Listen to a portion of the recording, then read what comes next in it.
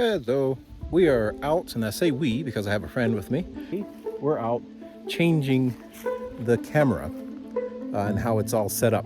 You may remember from a previous video, which I'll post here, about this camera. So what we're doing is we're moving this. This is the dish that talks to back to the monastery. We're going to move it out further, about 50 feet, get it away from the river's edge. And look at this, the trees are turning, and it's just August, the middle of August almost. I have to look back, but I think this is a little early, and it's just because we're not getting as much rain, but cooler temperatures are coming, I guess. Here comes our wood now.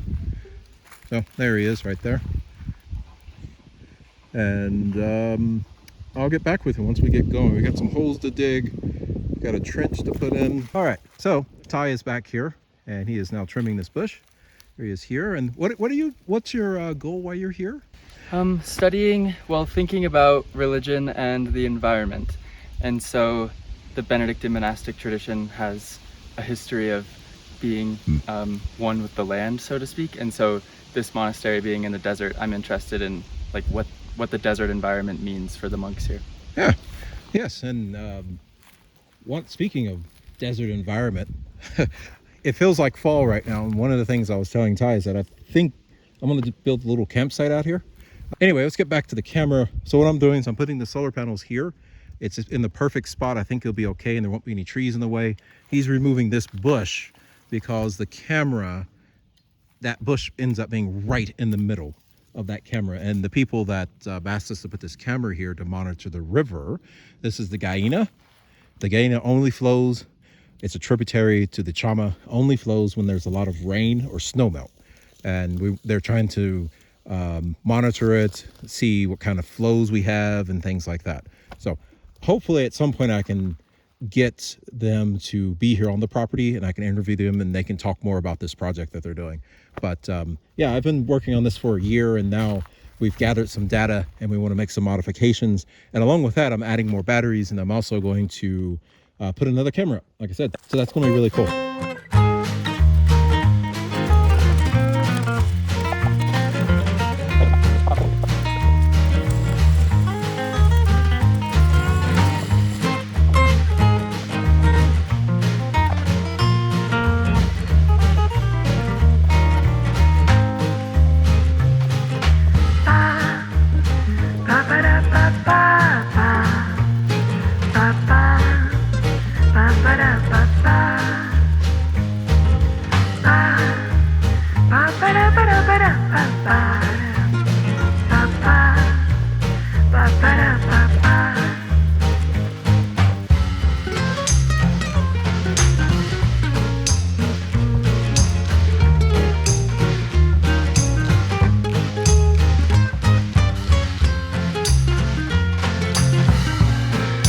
We've lopped off as much as we can on this bush, so we're going to move on.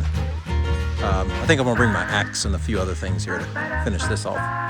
But as you can see, I've gone this far on the ditch.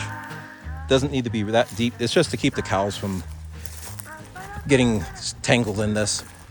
I'll come back and put it in. The cows won't be here until I think late September, 1st of October, so we're good. Okay.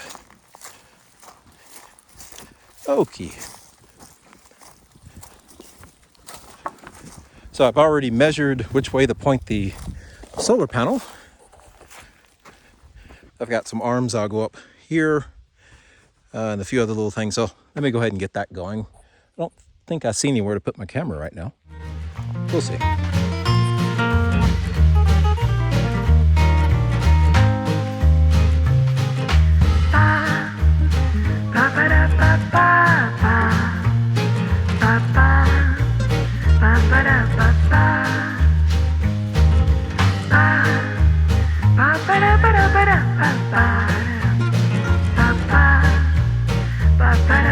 Alright, so we have hooked up the power. We're only using one battery right now, just because this one needs to be at full charge, and then we'll charge this one and then connect them so that they're balanced. Otherwise, if this one was fully charged and that was halfway charged, The halfway charge one will allow this to be overcharged, and then that one will explode, basically. And we don't want that. So here's what we have. I have set the solar panel to winter, not summer. There's plenty of sun during the summer. So this angle is meant for winter when the sun is lower in the sky. So that ensures that we'll have enough charge. We're now going to check the phone, and I'll just take a screenshot to show you what readings we're getting off the phone, or off this, because we have this little box down here. This is a Bluetooth connection to the charger controller. So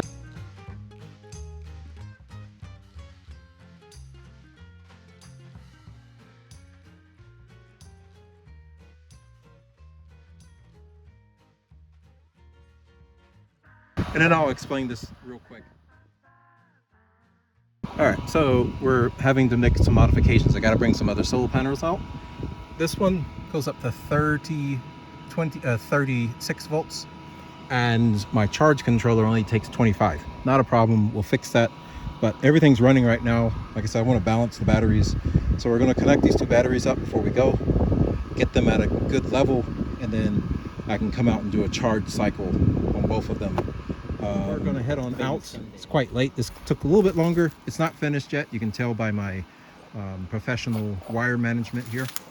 Looks great. They pay me millions of dollars a day for this. So anyway, T is getting all my tools done. We've got that camera hooked up now. We haven't buried it yet. You saw me digging it, but I want to bring a better digging device for that one. We've got the dish up. It's communicating.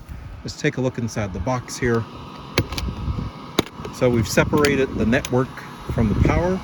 We've got both cameras running. We've got the input here. We've got fans in here that are controlled. A thermostat controls them. I won't open that again. You basically know what's in there. There's this charge controller, which can't accept this solar panel. We'll get that swapped out. So there'll be a part 2 of this video, I guess. Or I can just say, hey, here's what it looks like.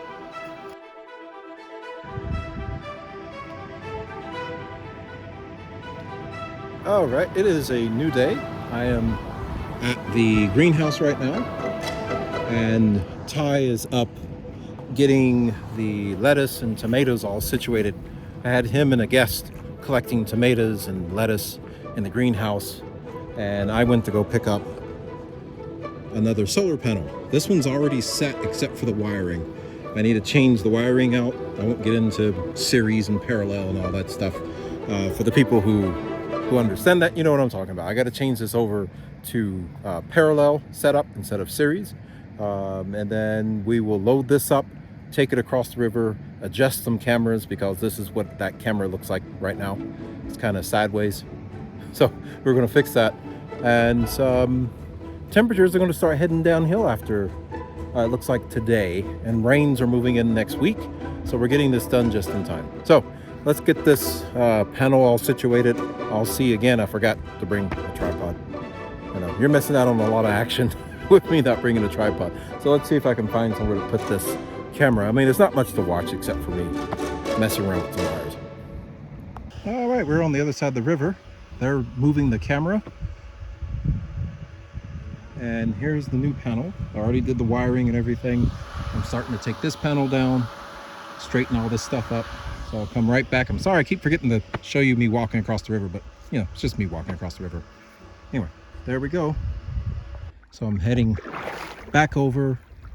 The two that were helping me, Ty and the guest that's here at the monastery, will probably be over in about 30 minutes. I'm going over to clean the solar panel and add some wire to that second camera, so we can move it out further, because right now the second camera shows the dish that picks up the network to send it over to the monastery. So that's what we're going to go fix, and then we're going to clean up everything and get the solar panel back, the one that I'm not using, and probably in late September, early October, sometime in there, I'm going to send over, I think, we'll see what the numbers come out to on the solar panels, but I need to send over a few more solar panels, probably just 3, and add it to that array. So we'll build another riser, and I'm going to have those at a slightly different angle, but more on that later. Let me get over here and get this set up.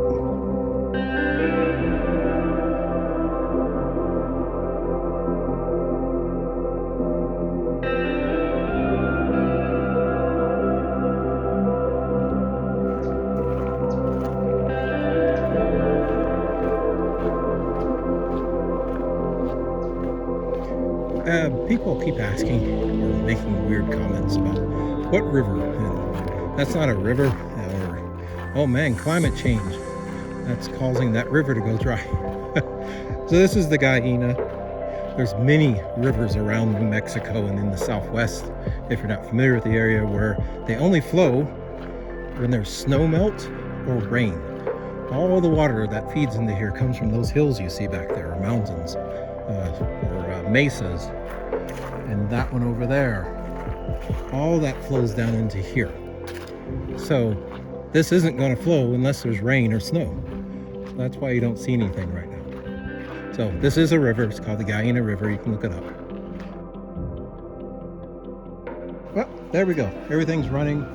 When I get back to the office, I will capture a few frames from the new camera setup. I still have a few things that need to happen here, but we're good for at least 2 months. And then I'll need to come back out here in October and tie these two batteries together. I'm gonna let this one get worn in a little bit longer, and then we'll tie the two together once I've charged this one and that one, and everything will be balanced. I have to tidy up these wires. We need to bury the wires, but everything looks good. There's the other camera. And like I said, when I get to the office, I will upload a video so you can see what it looks like, and maybe we'll capture something. Because I always wondered what happens over here, so we're now going to be able to see it, and we can see pretty far. Here's the front.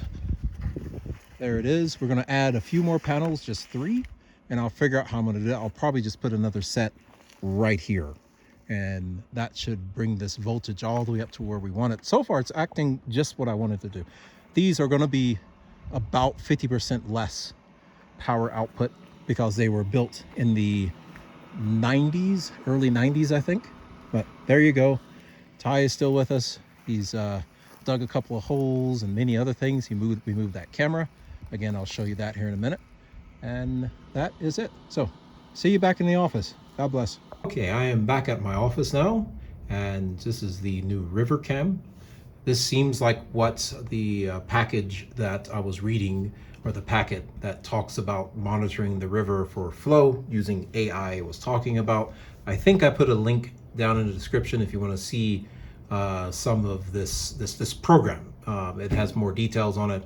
I won't go through all that right now, but this seems about right. I will get out and measure it, but it's kind of hard to get it. This river's so wide, and I don't know if they were looking at monitoring a river this wide. So we'll see. This is the best I can get. It's literally right on the edge. You're not seeing all of it because it cuts off. I mean, I could aim the camera down some. I'll check to see if they want that. But then it does weird things to the angle of the camera. So we'll see. This will do for now. And then here is the new camera. I don't have a name for this yet. I may call it West Bank Metal camera or something. That's too much. I'll figure out a name. If you have a name for it, just pop it down below, and maybe I'll come out. But basically, the idea is that this is on the west side of the Chama River, so you have to cross the river to even get to it. It is about 20 feet up in the air on a old tree that we found.